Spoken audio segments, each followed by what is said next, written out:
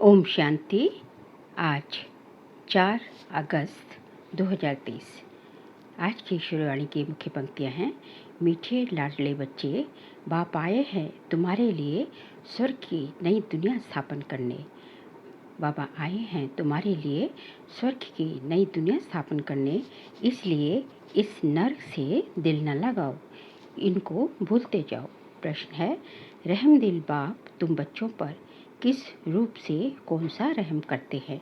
उत्तर है, बाबा कहते हैं, मैं बाप रूप से मीठी स्क्रीन बन तुम बच्चों को इतना प्यार देता हूँ जो दुनिया में दूसरा कोई भी दे न सके।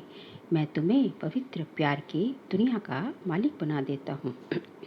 टीचर बन तुम्हें ऐसी पढ़ाई पढ़ाता हूँ जो तुम बहिश्त की बीबी बन जाती हो। ये पढ़ाई है मनुष्य से देवता बनने की।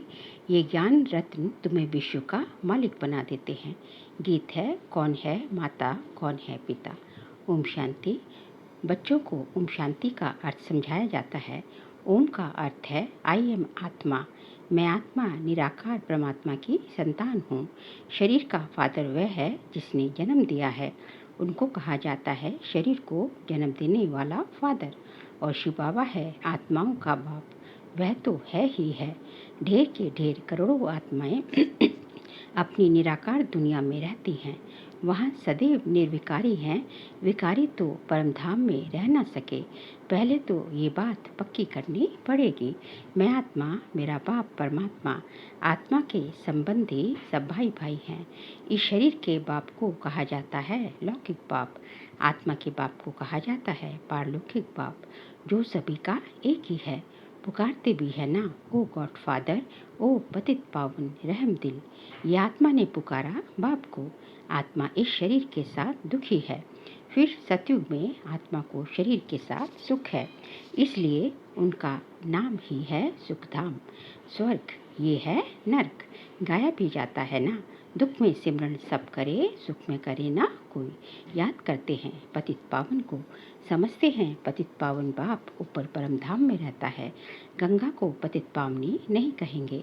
गंगा को तो इन आँखों से देखा जाता है। निराकार बाप को अथवा आत्मा को नहीं देखा जा सकता। परमपिता परमात्मा प्राणदाता जो दिव्य चक्षु विधाता है, उनको कहा जाता है ओ गॉड फादर क्रिएटर। अच्छा, फिर मदर कहाँ से आई? मदर बिगर बाप सृष्टि की रचना कैसे रचे?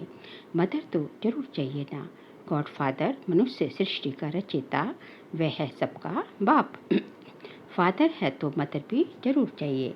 बाप आकर समझाते हैं कि मैं हूँ ही निराकार। मैं जब आऊँ शादी करूँ तब बच्चे होंगे, परंतु शादी तो करनी नहीं है। बच्चे पैदा करने हैं, शादी भी कर। बच्चों को मैं अडॉप्ट करता हूँ। समझो कोई को स्त्री नहीं है, चाहते हैं कि अपनी मिल्कियत किसको देकर जाऊँ। फिर धर्म के बच्चे बनाते हैं, अडॉप्ट करते हैं। तो माँ बाप दोनों ठहरे ना। तो बेहद का बाप कहते हैं कि मैं भी फादर हूँ, मैं कैसे रचूँ? समझ की बात है ना। बाप खुद आकर समझाते हैं, मुझे शरीर तो चाहिए ना, तो इनका आधार लेता हूँ। तुम कहते हो हम ईश्वर की संतान हैं। ईश्वर की संतान तो सब हैं, परंतु इस समय बाप सम्मुख आया हुआ है। तुम बच्चों को गोद में लेते हैं। तुम समझते हो हम बाबा के बच्चे बने हैं। बाप है स्वर्ग का रचयिता। स्वर्ग का मालिक बनाने के लिए राजयोग सिखलाते हैं, खुद बैठ बतलाते हैं। मैं निराकार गॉड फादर हूँ। निराकार को मनुष्य सृष्टि का रचयिता कैसे कह सकते हैं? तो बच्चों को अडॉप्ट कर उन्हों को ही बैठ समझाते हैं कि मैं शिव निराकार हूँ, तुम भी निराकार आत्माएं हो। तुम गर्भ जेल में आते हो, मैं गर्भ जेल में नहीं आता हूँ। तुम्हारे लिए है आधा कल्प गर्भ महल, आधा कल्प है गर्भ जेल, क्योंकि आधा कल्प माया रावण पाप कराती है। सतयुग में माया होती नहीं जो पतित दुखी बनाए। मैं 21 जन्मों के लिए तुमको स्वर्ग का वर्षा देता हूँ। नई दुनिया स्वर्ग को कहा जाता है। मकान भी पुराना होता है तो पुराने को छोड़ नए में जाते हैं। ये भी पुरानी दुनिया है ना। वह है नई दुनिया, गोल्डन एज, पावन दुनिया। तो बाप कहते हैं लाडले बच्चे, मैं तुम्हारे लिए स्वर्ग स्थापन कर रहा हूँ। तुम फिर नर्क से दिल क्यों लगाते हो? अब नर्क को भूल जाओ, मुझ बाप और स्वर्ग को याद करो, पुरानी दुनिया को भूलते जाओ। ये है बेहद का सन्यास। पुरानी देह सहित जो कुछ भी देखती हो उनका भी ममत्व छोड़ो। समझो हम सब कुछ ईश्वर को देते हैं। ये शरीर, धन, दौलत, बच्चे आदि सब खत्म हो जाने वाले हैं। ये वही महाभारत लड़ाई है जिसके द्वारा मुक्ति, जीवन मुक्ति के गेट्स खुलते हैं। हरि का द्वार कहते हैं ना, हरि कहा जाता है श्री कृष्ण को। उनका द्वार है वैकुंठ। वैकुंठ के गेट बाप आकर खोलते हैं। वहाँ कोई पतित जा नहीं सकता, इसलिए पतित से पावन बनाते हैं। दुख से लिबरेट करते हैं और कोई लिबरेट कर न सके। दुख हरता सुख करता बाप को ही कहा जाता है। बाबा कहते हैं, मैं तुमको राजयोग सिखाता हूँ, सदा के लिए सुख देने आया हूँ। मैं तुम्हारे लिए वैकुंठ हथेली पर लाया हूँ। तुम राजयोग सीखकर मनुष्य से देवता बनते हो। बुद्धि भी कहती है कि बरोबर समझ की बातें हैं। समझो ये पुरानी दुनिया है, फिर ये नहीं बनेगी। सर्वशक्तिमान एक ही बाप है जो अपनी शक्ति से स्वर्ग का मालिक बनाते हैं। चाहते भी हैं एक राज्य हो, ऑलमाइटी अथॉरिटी राज्य हो। सो तो सतयुग त्रेता में अटल अखंड सुख शांति में देवी देवताओं की राजधानी थी। कोई विघ्न नहीं था। उनको अद्वैत राज्य कहा जाता है। दूसरा धर्म ही नहीं था जो दुखी बने। अभी देखो, भल क्रिश्चियन एक ही धर्म के हैं तो भी उनों की आपस में बहुत लड़ाई होती है, क्योंकि माया का राज्य है। सतयुग में माया होती नहीं। अभी कहते हैं, ओ गॉड फादर रहम करो। बाबा कहते हैं, रहम तो सब पर करूँगा। सब बच्चों को पापों से मुक्त करता हूँ, अर्थात पतित दुनिया से लिबरेट करता हूँ। तुम सब आत्माओं को ले जाता हूँ निराकारी दुनिया में। बाकी शरीर तो भस्म हो जाएंगे। नेचुरल कैलेमिटीज़ गाई हुई हैं। आसार भी देख रहे हो, फैमन पड़ना जरूर है। आगे बाबा ने कहा, अब बाप कहते हैं, इस छीछी दुनिया से ममत्व तोड़ो। बेहद का बाप है सक्रीन।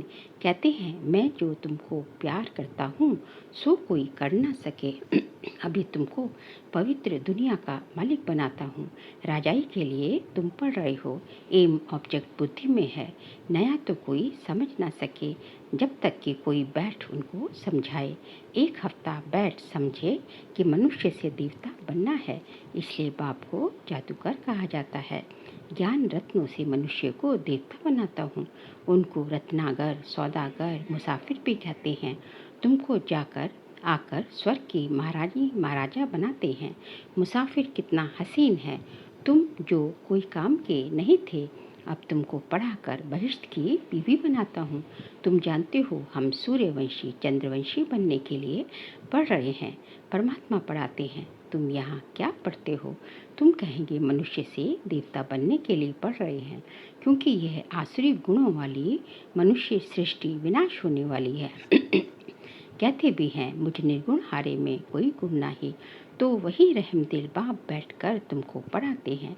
सभी धर्म वाले एक निराकार बाप को ही परमात्मा मानेंगे।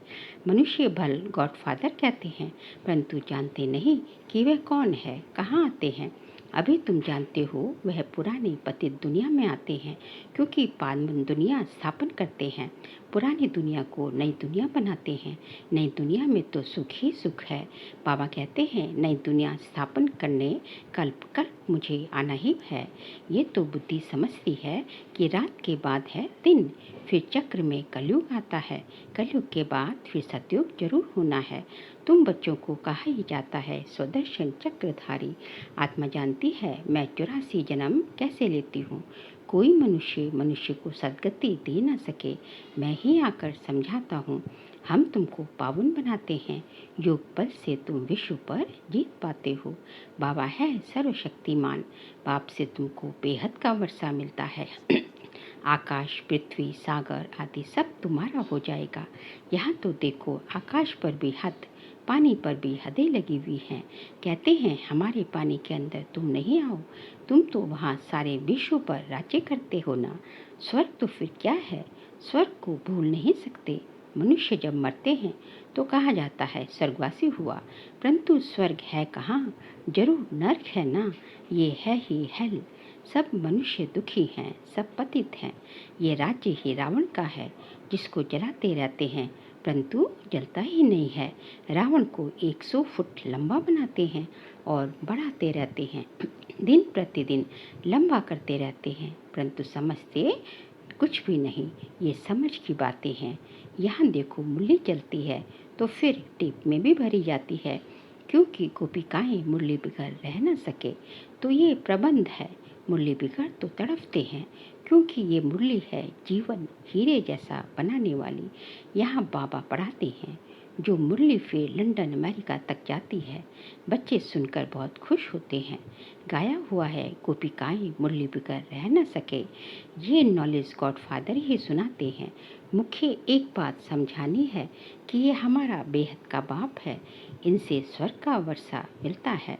आत्मा कहती है, मेरा बाप परमात्मा है, वह आत्माओं को पढ़ा रहे हैं। ऐसा और कोई कह न सके कि मैं परमात्मा तुम आत्माओं को पढ़ाता हूँ। ऐसे भी नहीं कहेंगे कि मैं परमात्मा नॉलेजफुल हूँ। तुम बच्चों को बहुत अच्छी रीति समझाया जाता है, परंतु सबकी बुद्धि एक रस तो नहीं होती है। कोई की सतो प्रधान बुद्धि है, कोई की सतो रजो तमो। इसमें टीचर क्या करेंगे? टीचर कहेंगे पढ़ाई पर पूरा अटेंशन नहीं देते थे। गॉडफादर है नॉलेजफुल। जैसे टीचर नॉलेजफुल है, स्टूडेंट को पढ़ाते हैं, आप समान बनाते हैं, वैसे इस सृष्टि चक्र की नॉलेज गॉडफादर के पास ही है और कोई नहीं जानते। बाप है नॉलेज, बाप ही नॉलेज सिखलाए, नॉलेजफुल बनाते हैं। बाप है नॉलेजफुल, सबसे ऊंचा जिसका नाम है ऊंचा ठाऊ है। ब्रह्मा विष्णु शंकर है सूक्ष्म वतनवासी।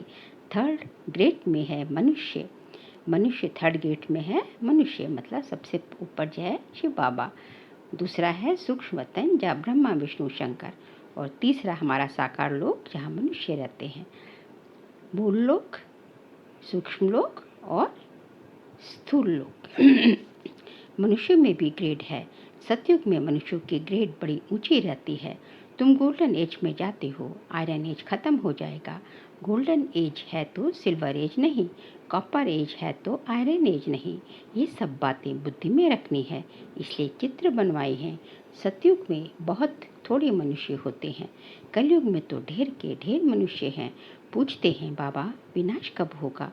विनाश तब होगा जब नाटक पूरा होगा, सब चले जाएंगे। बाबा है मुक्ति जीवन मुक्ति का गाइड, वह रहते हैं परम धाम में। तुम भी वहाँ के रहने वाले हो, यहाँ आए हो पाठ बजाने। बाबा कहते हैं बच्चे, तुम माया पर जीत पाओ। इसमें हिंसा की कोई बात नहीं है। सतयुग में हिंसा होती नहीं, वहाँ है ही संपूर्ण निर्विकारी देवी देवताओं की दुनिया। अच्छा, मीठे मीठे सिखलते बच्चों प्रति माता पिता बाप दादा का याद प्यार और गुड मॉर्निंग। रूहानी बाप की रूहानी बच्चों को नमस्ते। हम रूहानी बच्चों की रूहानी बाप दादा को नमस्ते नमस्ते नमस्ते। सार के लिए पॉइंट्स है। बुद्धि से बेहद का संन्यास करना है। पुरानी देह सहित जो कुछ इन आँखों से दिखाई देता है, उनसे ममत्व निकाल बाप और स्वर्ग को याद करना है। पढ़ाई को अच्छी रीति धारण कर बुद्धि को सतो प्रधान बनाना है। मुरली ही पढ़ाई है, मुरली पर बहुत बहुत ध्यान देना है। आज का बाबा का वरदान है, भाग्य की नई नई स्मृतियों द्वारा पुरुषार्थ में रमणीयता का अनुभव करने वाले मन दुरुस्त भव। भाग्य की नई नई स्मृतियों द्वारा पुरुषार्थ में रमणीयता का अनुभव करने वाले मन दुरुस्त भव। ब्राह्मण जीवन में लास्ट जन्म होने के कारण शरीर से चाहे कितने भी कमजोर या बीमार हैं, लेकिन मन सबका दुरुस्त है, उमंग उत्साह से उड़ने वाला है। पावरफुल मन की निशानी है, सेकंड में जहाँ जाओ वहाँ पहुँच जाए। मन बुद्धि से जहाँ जाते वहाँ पहुँच जाए। इसके लिए सदा अपने भाग्य के गीत गाते उठते रहो। अमृत वेले से भाग्य की नई नई बातें स्मृति में लाओ। कभी किसी प्राप्ति को सामने रखो, कभी किसी को, तो पुरुषार्थ में रमणीयता आ जाएगी। बोर नहीं होंगे, नवीनता का अनुभव करेंगे। स्लोगन है, आगे पीछे सोच समझकर हर कर्म करो तो सफलता प्राप्त होती रहेगी। आगे पीछे सोच समझकर हर कर्म करो तो सफलता प्राप्त होती रहेगी। बाबा कहते हैं कि सोच समझ कर काम करो, और बाबा कहते हैं सोचने से पहले भी सोचो। तो सोच समझ कर, आगे पीछे सोच समझ कर तब जो है कोई भी कर्म करो। तो बाबा कहते हैं ऐसा हो नहीं सकता कि सफलता ना हो। अच्छा, ओम शांति।